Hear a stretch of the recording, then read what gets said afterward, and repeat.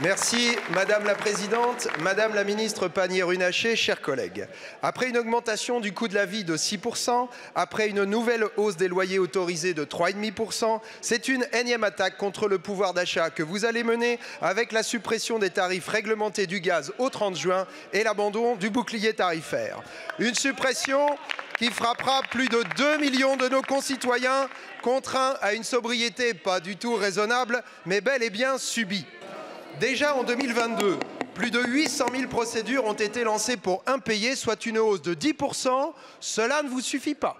Alors que le médiateur de l'énergie lui-même met en garde sur les contrats à prix ajustés au marché, vous décidez d'exposer les familles à l'extrême volatilité des prix sur les marchés du gaz.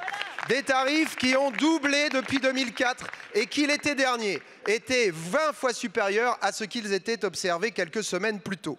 En appliquant bêtement les règles de concurrence européennes, vous préférez prendre nos concitoyens en otage d'un marché qui ne marche pas plutôt que de les protéger contre cette nouvelle bombe sociale.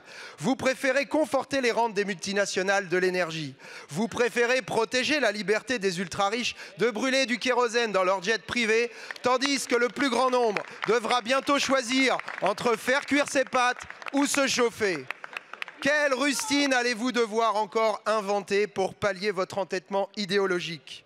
N'avez-vous donc rien compris du message de nos concitoyens depuis les Gilets jaunes, leur exigence de vivre dignement, pas seulement survivre?